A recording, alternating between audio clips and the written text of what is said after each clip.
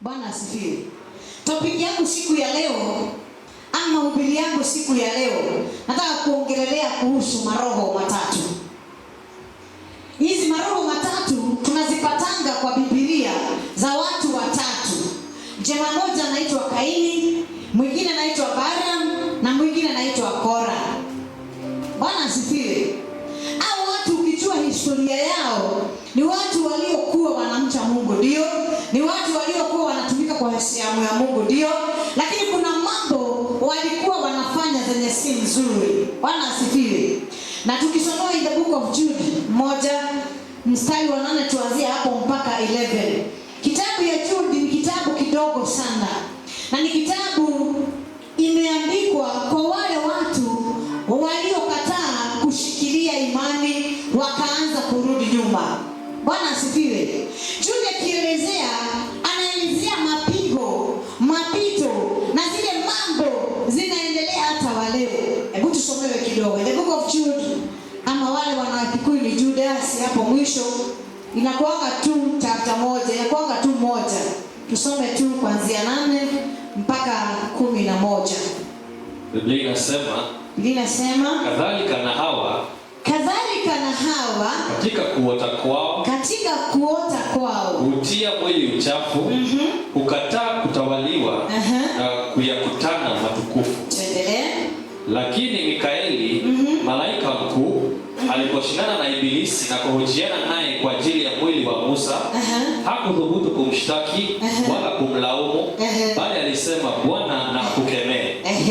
Mstari wa 10, lakini watu hawa huyatukana mambo wasiyoyajua na mambo wapatanayo kwa asili, wajiharibu kwayo kama wanyama wasio na akili.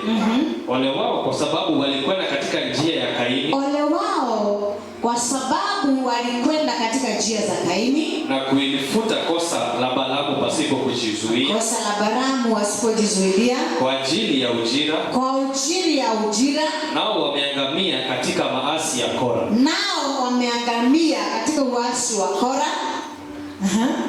Watu hawa ni miaba yenye hatari katika karamu zenyu, na upendo walapo karamu pamoja nanyi. Amina. Bwana asifiwe. Jude akiandika hii kitabu aliangalia kenye siku hizi watu wanapitia. Zile maroho huwa zinatutawala maroho zile zilikuwa zimekuja na hao watu. Bwana asifiwe. Na kuna spirit hazifukufangi. Kuna maroho, ndio maana tukienda kwa mazishi unakuta tunasemanga huyu amelala, maroho zake isiamushwe wala isiamuke kutawala watu. Bwana asifiwe. Maana kuna roho unakuta inaamuka na ilikuwa inafanana na jina lenye umezaliwa nayo. Unakuta huyu mtu alikuwa mtu wa kisirani katika familia, alikuwa mtu wa matatizo katika familia, alikuwa mtu wa roho ya umaskini katika familia, na sasa maana amekufa, spirit zake zimeanza kuamuka ndio zikuje kujiendelesha. Na hapo ndipo Jude anasema hata kwa watoto huwa wanaleta mambo mabaya, uasi bado linaonekana. Bwana asifiwe.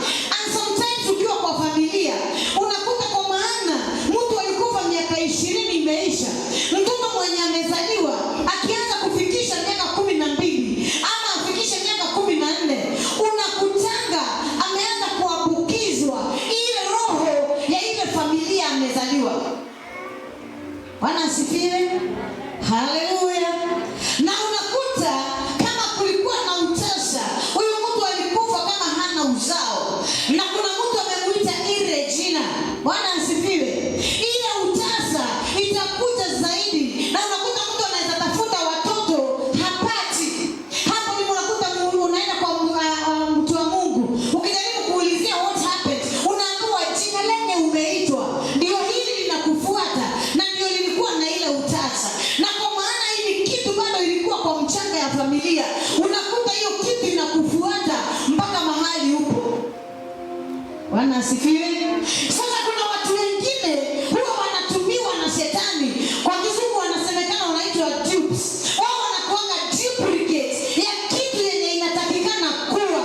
Hao watu wanakuwa wameokoka, wanafanya vitu zote kwa madhabahu, hata nje wanahubiria wengine, hata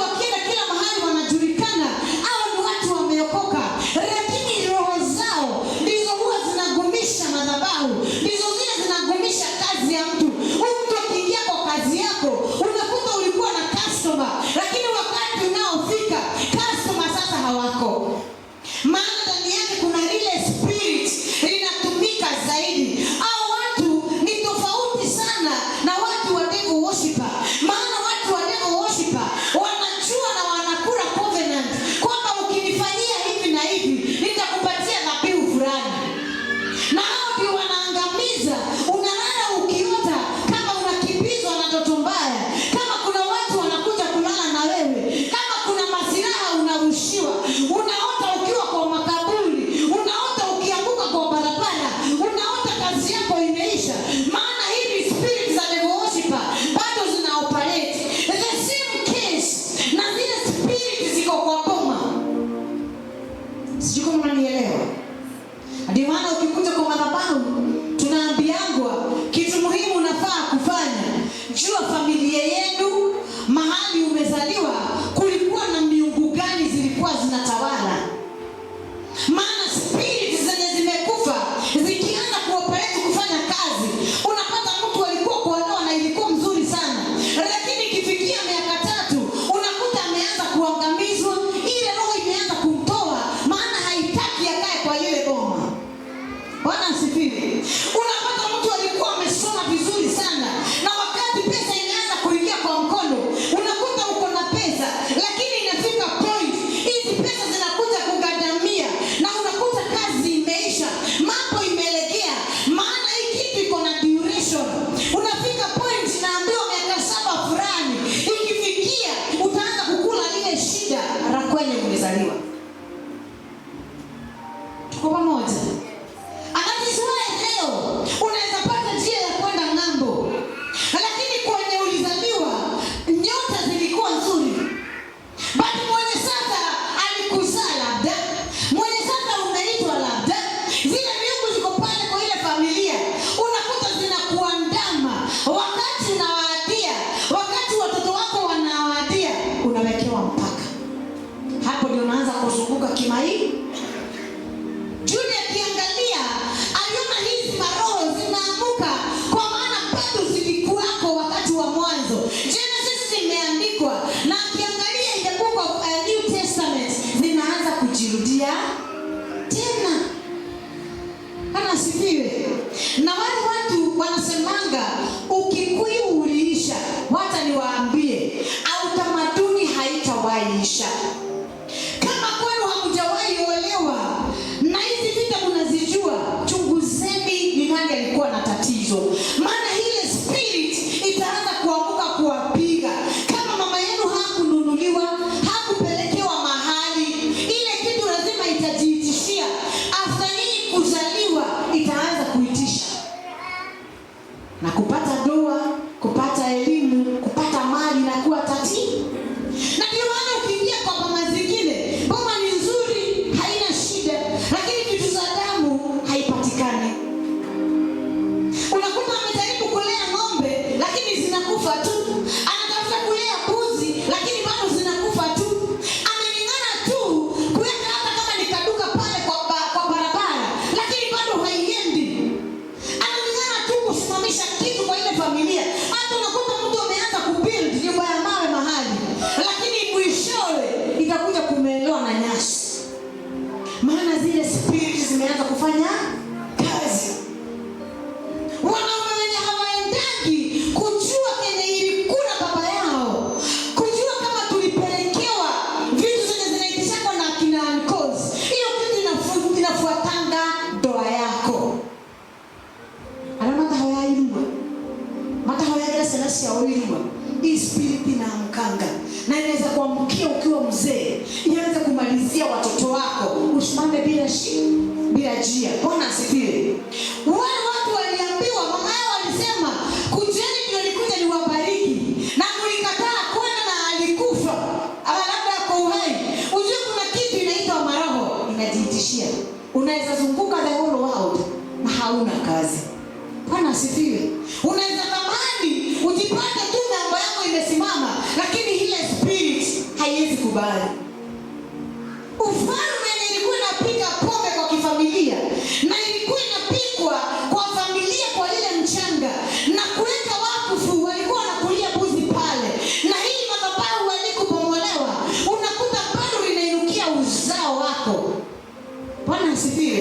wanatagulia venye ile boma ilikuwa. Kwa maana lazima zile miungu zifanyiwe kazi. Tumezoea kufukuza maroho. Tumezoea kusema tumerogwa. Tumezoea kusema mambo yetu haisongi vizuri. Lakini tunasahau kuna kwenye tulizaliwa. Utile murota edira wako wao. Ni kule. Kila mtu ako na mahali amezaliwa. Hata kama mlizaliwa shamba ikaachwa, hata kama mlizaliwa mkakuwa mmeenda mahali nyingine, lazima kuna ile place ulizaliwa. Bwana asifiwe. Nataka watu waanze kujitafuta, ndio muanze kusema mnaombewa na shida haliishi. Bwana asifiwe. Ndio muanze kusema mnaomba kitu inafunguka mara moja, neno la masani nakataa kufunguka. Kuna vita imetoka katika kitofu ya wazazi wako. Na kile shida ilikula nyanya na babu, unakuta inakula mama na baba, bado inakufuata wewe mwenyewe na itaendelea kufuata uzao wako. Maana hii ni spirit. Praise God. Watu wenye walikuanga wamezaliwa na poma la wivu. Maana hao watu wako, unakuta nyumba umejenga vizuri sana, lakini mwenye kukaribu na ni poma yenu anakusikilia wivu, na hapo ndipo mauaji huwa inatokea. Unasikia premature death kwa familia zinaingia. Hazikuanza na wewe, zilikuwa zimeanza mahali. Praise Jesus. Bwana asifiwe. Hii kitu ya kupeleka mahali kwa wazazi, ninawahimiza na nitaendelea kuwahimiza. Hizi magonjwa ya shukari, hizi magonjwa za kuumia kichwa, hizi magonjwa za kansa, hizi magonjwa zinawakula, nasikia mwili haina nguvu. Hii story ya pressure ndio iishe na ianze na iachane na watoto wako. Ambia mwenzako rudi nyumbani. Bwana asifiwe. Rudi nyumbani. Ili kitu Mungu amekuwa akinifundisha, akaniambia enda waambie ukweli. Hata kama utakuja hapa utolewe 777 ya kutoa dhabihu, itakuja na ipoesho na itapoa kama mwaka moja. Lakini wakati tena itaanza kukuamkia, maana waliokufa wanajidaia wenyewe, unakula shida mara mbili. Na hapo ndipo nasikia familia inagojeka magonjwa tofauti haieleweki. Hizi miguu ndizo zinagojeka, maana ndizo zinapeleka mali. Hizi mikono nakuta zinaganda, zinaanza kugojeka, maana ndizo zinafaa kupeana mali. Bwana asifiwe. Ile pombe unaona watoto wako wakikunywa, ni ile ulikataa kupeleka, maana ilikuwa inadaiwa. Bwana asifiwe. Hii masomo unakuta watoto wanakataa kusoma, sio kitu kingine, ni kwa maana hata wenyewe walikusomea na wakakuandikia kenye inafaa kutolewa, lakini haukutoa, nao watoto wako wanalimitiwa. Naelewana? Tuko pamoja. Na hakuna kabila haina ukabila wake. Bwana asifiwe. Hakuna boma haina mwelekeo yake. Utang'ara leo na utasimama vizuri, hadi kesho yake bado utalia. Utafikisha watoto form 4 na hata waende mbali, lakini katika point wa kushukuru wakiwa wazima. Hadi wao wanakuta wanalala kwa mtaro, ndio maana wakuta wako Koinange, ndio maana wakuta wako barabara, hawajielewi. Na ndio maana hata ndoa zimekuwa tatizo. Ukisoma hiyo kitabu ya Jude hapo juu, inasema ya kwamba Mungu alikuwa anajua au watu wanafanya uasi, wakajifananisha na Sodoma na Gomora, na walikuwa wanalala na wanaume wenzao na wanawake wenzao. Mungu akakasirika, akaenda akamaliza Sodoma na Gomora. Kwa hivyo hiyo kitu haikuanza leo, ilianza kitambo. Na ndio maana leo tunasema tunalaani spirit of gazing, tunalaani spirit of residency. Lakini chunguza, maana hata ndoa ya baba na mama ilaaniwa. Labda kuna kitu mulienda mkasema nitwahodhirie, ati nitwahonokire, tutaokoka lakini hatutamaliza utamaduni. Hata maandiko yanasema ya kwamba Yesu alisema ndio kile gutharia watho wa Musa, ndio kile mekatya kuingira hinya. Kile nitawaomba msisikilize masauti zenye ziko na huku nje. Usikubali kutawala na watu wenye wanataka kushibisha tumbo zao. Usikubali kupewa mwelekeo yenye haitakupea njia. Tafuta njia mahali zinafaa. Bwana asifiwe. Kuna watu wanazaliwa na vipawa kwa boma. Unakuta mtu alipewa kipawa akiwa kwa tumbo la mamake, na hiyo ni Mungu. Lakini pia kuna watu wanazaliwa na vitu zinaitwa bogo kwa mkono. Unajua nini hicho? Hata wewe. Hatuliza. Ni awasho. Ni maana ndio ishe. Alafu mtoto akizaliwa, kwa maana labda hawakuwa wanajua, unakuta hii kitu maana haikufuatilia na ilikuwa sasa ni ufalme wa kukaa mahali. Na hizo vitu zilikuwa kwa boma na zilitupwa. Taishi na umaskini mpaka ujitenganishe. Bwana asifiwe. Maana wazee wa kitabu baba wa Yesu walikuwa wanachinja mbuzi, wanaanika joa kule kwa nini? Rohili kwa. Bwana asifiwe. Zilikuwa saa hiyo zinaongeleshwa. Kama vile nasema leo tukae hapa, tutoe dhabihu, tuombe ndio mvua inyeshe. Sisi tumesikizania wote. Hata watu wa kitabu walikuwa wanakaa mahali, wanachinja mbuzi, wanafanya kafara zao, wanasema kitu fulani itimie na wanaweka wakfu na damu. Na kama sasa hakuna mtu atafuata ule mpango wenye walikuwa nayo, unakuja inakuja kukula uzao wako. Kwa hivyo sasa kidoa, kimaisha na mambo zile unahitaji zitakuwa ngumu. Na kama kwenu kulikuwa na sauti lazima mkuu mnafanya kitu fulani na haikufanywa, wewe na watoto wako unakuta mnakula shida tupu. Kitu kingine Mungu alikuwa ananiambia ni watu wamedharau kwenye wamezaliwa. Maana unaona wewe ndiye breadwinner na mama yako.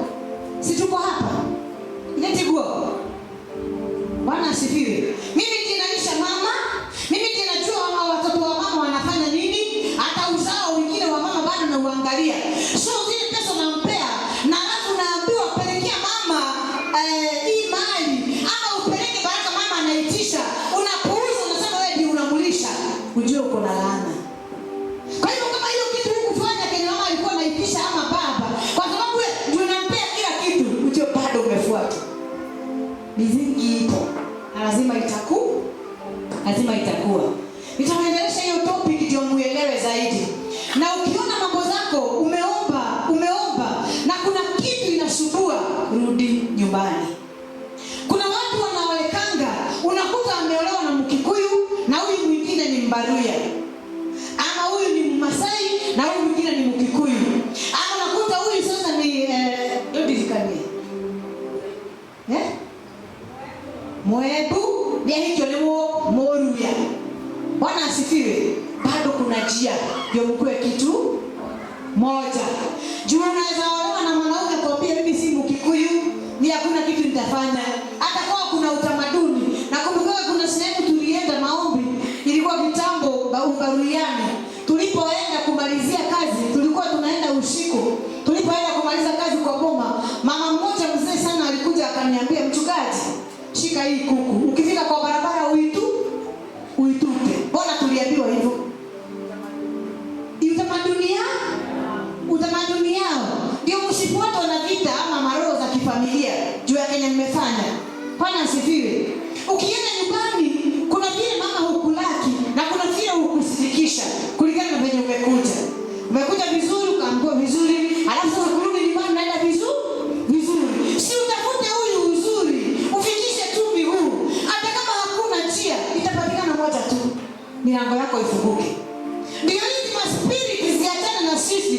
Maana wao watu wakikufa na wale walikufa, waache kutusumbua. Waache kushinda hapa ukifanyiwa deliverance. Hata kuna maroho zinakuandama na ni kitu dogo tu moja. Ungeenda utembewe mate na shilingi 500. Mungu asema ubarikiwe. Wale watu wa kwenu wasema wabarikiwe. Spiriti za kwenu zilale. Ziache kukusumbua. Ndio hizi familia ziko kwa mama moja, unakuta mama ameolewa hapo, amezalia hapo, watoto wake wamezalia hapo, unakuta bado wanaolewa pale. Hizo vitu zikuje zisimame. At least watu wakuwe na separation kidogo. Bwana asifiwe. Utirikidugisa matakulehero indo.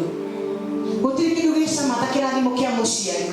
Na utirikidugisa pale mwenyewe kumenya niwehererio thire. Na kuna watu wanauliza tu, mamangu na babangu walikufa nitafanya nini? There is a way. Familia yenu ni kubwa. Bwana asifiwe. So nitataka tuendeleshe, tuambie Mungu atusaidie. Na kama bado hakuna njia, atatuambia tutafanya nini. Kama kuna kitu hujui, ukikuja uulize, lazima utajua. Mungu hawezi danganya. Neno nataka tuangalie mara watatu ya watu watatu wanaitwa Kain, Balaam na mtu anaitwa Kora. Bwana asifiwe. I'm sure mahali tumefika Sasa kila mmoja ameelewa kenye nilikuwa nataka kufundisha siku ya leo. Praise Jesus. So kitu ya kwanza nataka tuangalie spirit ya mtu anaitwa Kaini in the book of Genesis 4:8. Tuendelee kidogo. Huyu jamaa kila mmoja anamjua. Bwana asifiwe. Na huyu jamaa alikuwa mtoto wa kwanza wa mtu anaitwa Adam and Eve. Bwana asifiwe. Na pia walikuwa wamezaliliwa bado wakiwa kadhaa. Wacha tusikie huyu jamaa alikuwa na spirit gani. Mwanzo sura ya 4 mstari wa 8. Biblia inasema Kaini akamwambia Habili nduguye, twende uwandani. Ikawa walipokuwa kule uwandani, Kaini akamwinukia Habili nduguye na akamuua. Bwana akamwambia Kaini, yuko wapi Habili ndugu yako? Akasema sijui, kwani mimi si mlinzi wa ndugu yangu. Bwana asifiwe. Hii jamaa ilikuwa imezaliwa na watu wawili, Adam and Eve. Na bado walikuwa na brother yake alikuwa anaitwa Abel. Bwana asifiwe. Maandiko yanasema ya kwamba alianza kusikia wivu, maana dhabihu za Abel zilikuwa zinakubalika. Bwana asifiwe. Na alipomwangalia akaona hii jamaa labda inaweza songa vizuri na ibarikiwe kuliko. Alipochukua huyu brother yake na wakaenda na yeye, alienda kumpeleka mahali hataki kuonekana na hataki kujulikana. Lakini maandiko inasema Mungu akiwa juu mbinguni, damu ya Abel ikamulilia na akauliza Kaini, Kaini, brother yako wako wapi? Amejibu aje? Akajibu na kusema, mimi si mlinzi wa ndugu. Mimi sio mlinzi wa ndugu. Kwa hivyo hata kwa Mungu amekosa heshima. Kwa Mungu amekosa adabu. Wala hatambui hata sauti ya Mungu. Na Mungu akiwa mbinguni alikuwa anamuona. Kwa hivyo ukiangalia hiyo roho inatawala ndani ya Kaini ni roho ya wivu. Na hiyo roho ya wivu ndio imemaliza hata nchi yetu. Ndio imemaliza madhabahu za Mungu. Maana hutaki kuona mtu mwingine akiinuliwa. Hutaki kuona mtu mwingine mambo zake zikiendelea. Unasikia uchungu maana kama la mtu fulani limesonga vizuri. Unasikia uchungu maana watoto wa mama fulani wameendelea vizuri. Unaanza kutafuta kenye itamaliza ile boma. Bwana asifiwe. Of course mmekuwa mkisikia so many mada kila mahali. Mtu fulani aliua ndugu yake. Mtu fulani aliua fulani. Mtu fulani aliendea fulani. Praise God. Sio kwa sababu ya kitu kingine, lakini kwa sababu ya hii roho. Abel hakuwa na shida. Kaini yeye mwenyewe ndiye alikataa kutii. Akasikia ile uchungu ndani yake. Akaona hata ngoja kuona mtoto wao akiendelea na nidhamu. And actually the Bible says Abel alikuwa mtu wa kwanza katika Biblia kuuliwa. Bwana asifiwe. Unaweza angalia mambo zako, uone mlikuwa mnatembea na mtu fulani, lakini siku fulani ilipofika alichawa na wivu. Ile wivu ikamake sure amekumalizia kazi yako na imeisha na anaanza kujisifu. Bwana asifiwe. Unakuta mtu wakati anafanya harusi, kuna watu tunasemanga wa kutoka nyumbani, wakati wanaona hao watu wataendelea, zile vifaa huwa wanapeana. Unakuta zingine zimepelekwa kwa uganga. Unakuta ule mtu ameingiziwa uganga kwa boma lake. Ikifikia miezi 2-3, hilo boma limeisha. Bwana asifiwe. Ati ciana cia Nania itingĩtherema gũkĩra ciana ciakwa. Bwana asifiwe. Kuna mtu mmoja na roho moja iya shetani. Kuna huyu angel mwenye anafanyanga kazi kwa Mungu, lakini bado kuna shetani mwenye sasa ni mkuu, hufuatilia baraka zako mpaka mahali ziko, ana make sure amezing'oa. Bwana asifiwe. Anza kujiuliza, mbona saa hii mambo yako linakoma? Praise God. Kuna kitu moja inaitwa wivu. Mtu anaweza ona umesonga.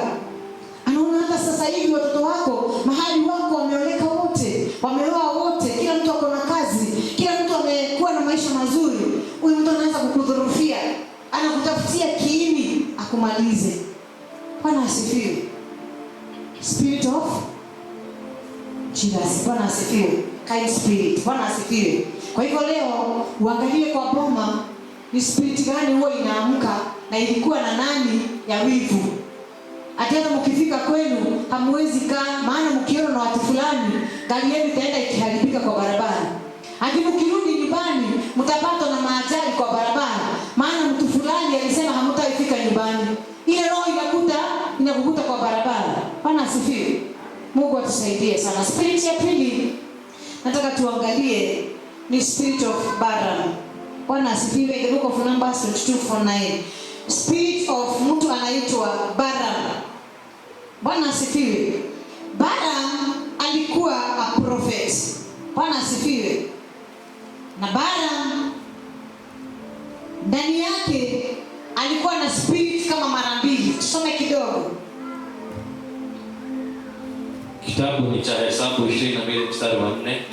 Biblia inasema Moabu akawaambia wazee wa Midiani, sasa jeshi hili la watu litaramba vitu vyote vinavyotuzunguka kama vile ng'ombe arambavyo majani ya mashamba. Na Balaki mwana wa Sifori alikuwa mfalme wa Moabu zamani zile. Basi akatuma wajumbe kwa Balaamu mwana wa Beori hata Pethori ulio kando wa mto mpaka nchi ya wana wa watu wake, kwenda kumuita akisema, tazama kuna watu walitoka Misri, tazama wanaofunika uso wa nchi, tena wanakaa kunikabili mimi. Basi njoo wewe na kusihi unilaanie watu hawa, maana wana nguvu kunishinda mimi. Bwana asifiwe. Simame kidogo. Praise Jesus. Balaam angelaani na Balaam angebariki. Balaam alipoangalia akaona wana wa Israeli wanazaana sana na akaona wataendelea sana, akaanza kusikia bado wivu. Bwana asifiwe.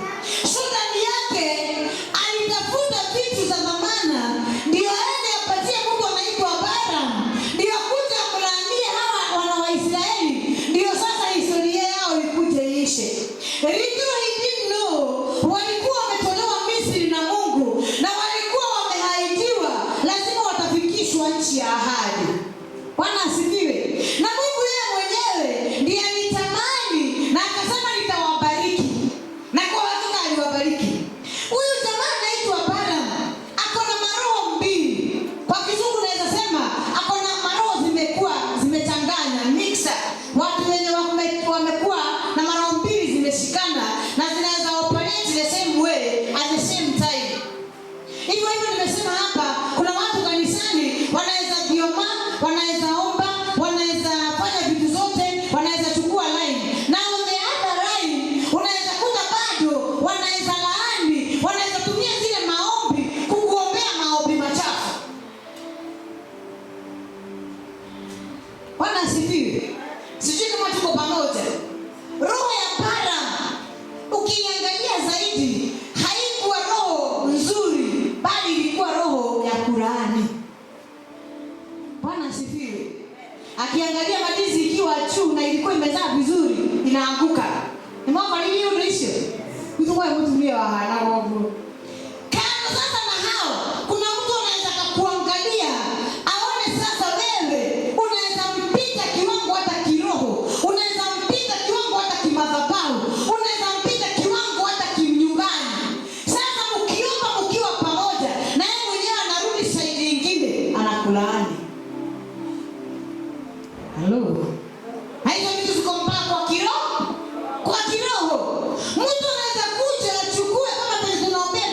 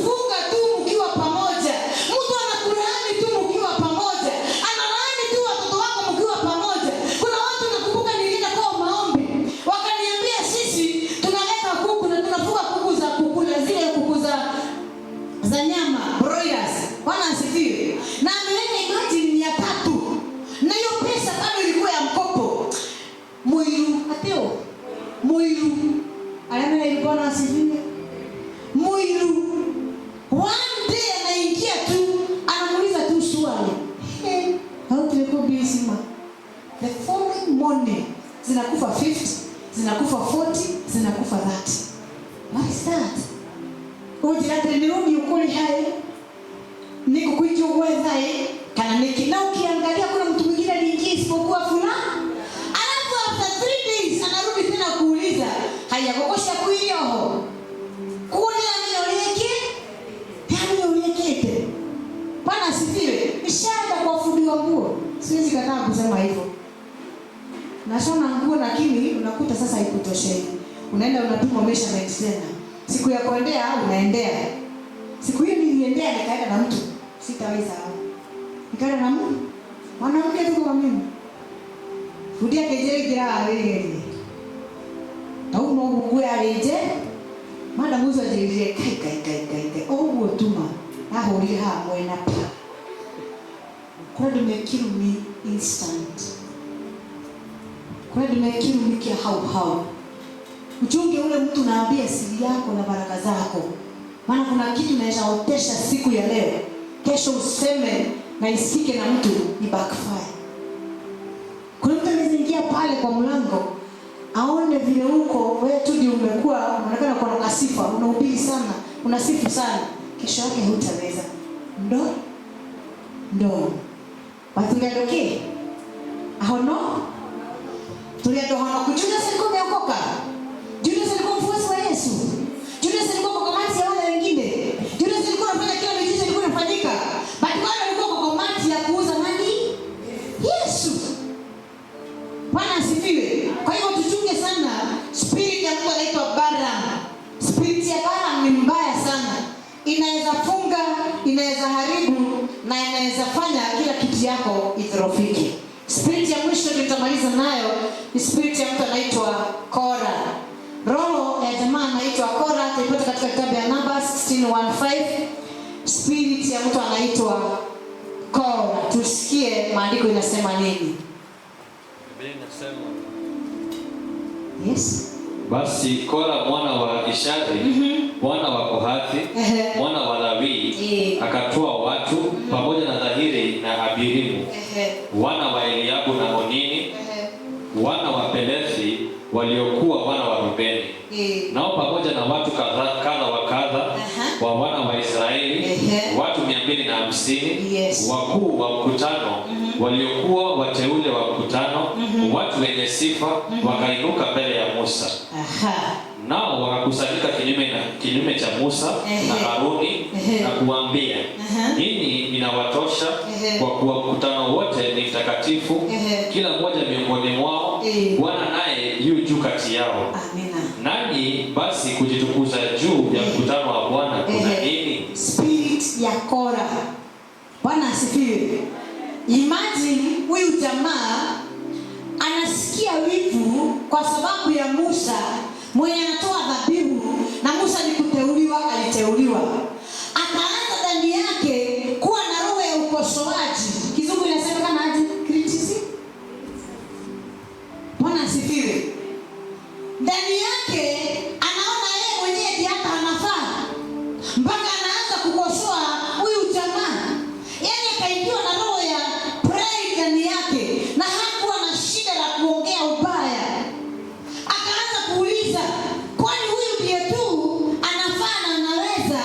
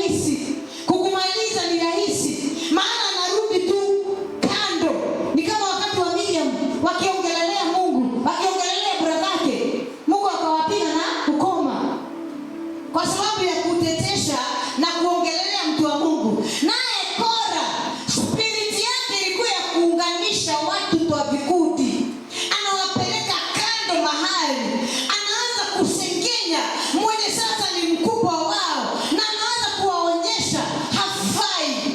Sisi ndio tunafaa. Utakukuta tunakuanga kabisa kwa mapoma zetu. Wakati maholiday zinaingia, unakuta kuna watu wanawekwa kando, wanaanza kukuongelea wakisema ubaya wako, na wakianza kuulizia maswali. Pona wewe, ukipatiwa kazi, upewa promotion mahali unafanya kazi, unakuta kuna tuvikundi twa roho ya Kora tunajaribu kukupigishia vita ili ufike ufuto kazi ama udimotiwe. Sio? Kuna kazi unaweza waambia mtu nilete kazi fulani, akwambia hapana, haungeweka hiyo, na yeye hana hata hajaweka, ungeweka hii. Imagine ukimuuliza yako ni gani, hana. Bwana asifiwe. Kuna mtu anataka kuwa advice na ile advice anakupea inakupeleka mahali. Hata siku yake ikifika utamuombea hata akiwa pale. Lakini kuna mtu anataka kuambia niliona hii suit na nikaona ni nzuri, akwambia hapana, kavogera goli ya kauda kiyogabi ya kuemena. Ndio maana unakuta mambo zetu zinakataa kuendelea kwa sababu ya dhihaka, kwa sababu ya maongeo ya vinywa zetu, kwa sababu ya kuharibiwa tu na kuambiwa kikitu tu inakuua roho. Bwana asifiwe. Roho ya Kora ni roho ya uasi, ni roho ya pride, ni roho ya ukosoaji. Yaani haionangi kitu nzuri kwako. Na hata kifamilia mkiungana mseme nataka tuende kujitafuta kama vile tumesema, unakuta mtu mmoja tu lazima atashikilia mwingine, mwambie hapana, msiende. Actually ukiona familia mwaka mmoja mmepatana mkiwa wote pamoja, unasema amen, naambia Mungu amen, amen. Ndio lazima Kora atakuwa wapi? Pale. Bwana asifiwe. Kwa hivyo leo tukiendelea kujiombea na huu mwezi, apenda Mungu akutenganishe na hizi maroho matatu zenye zinajaribu kukuandama na labda uko nayo ndani yako, wacha kusema ni shetani. Hizi ni maspiriti huwa zinaamkia mtu na zilikuwa zimezaliwa mahali, unakuta zinaanza kufanya kazi. Mtoto mwingine mdogo sana nililetewa hapa siku moja, akakaa chini na mamake akaniambia nataka uombee mtoto na nataka asome vizuri, maana kitabu yake kama ilichukuliwa na mtu fulani ikawa imepelekwa mahali. Nikiombea mtoto, walikuwa na mtoto mwingine, hata sikuelewa ni wao ama si wao. Huyo mtoto mwingine akakuja, alinishika mkono nikiomba, wacha kumuombea. Wacha unamuombea kwa nini? Niombee mimi kwanza. Bwana asifiwe. Imagine nini nimeelewa kwa ule mtoto. Si ile roho ya wivu bado, ile roho ya ukosoaji bado, na ule mtoto ni mdogo na mwenzake bado ni mdogo. Paka ilibidi kwanza niombee ule mtoto ndio aondoke, nifanyie mtoto mwingine nabii. Mamake akaniambia kuna kuanga hivyo kwetu. Anza kuchunguza ni roho gani inatawala ndani ya boma yetu, na inatawala ndani ya boma yako, na inatawala kwako wewe mwenyewe. Unaweza kuwa wewe bado unatumika na zile maroho na hujui. Unaweza kuwa ulitumiliwa na hujawahi jua, ama wewe na uzao wako. Inaweza kuwa peko madhabahu, unakuta mnaendanisha na watu lakini wengine ndio wanakurudisha nyuma.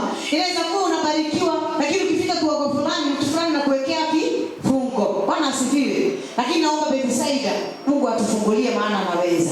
Kwa hivyo hizi spiriti tatu, nimesema spiriti ya Kaini ya nini? Spiriti ya Kaini ni ya wivu. Bwana asifiwe. Spiriti ya Balaam, yes, ya kulaani. Bwana asifiwe. Na spiriti ya Kora ni ilikuwa kizungu, yes, pride ama tukatanya idea tukiingia hapo criticism. Bwana asifiwe. Roho ya uasi, ukosoaji, uedhudhurie, wemenye nomenya hali urugamije. Tukienda hii topic nitakufundisha na nitakurudisha nyumbani kidogo, na nataka tu Mungu atusaidie kwanza hii spirit tuondoke, tukue kitu moja. Bwana asifiwe. Tusimame na miguu zetu.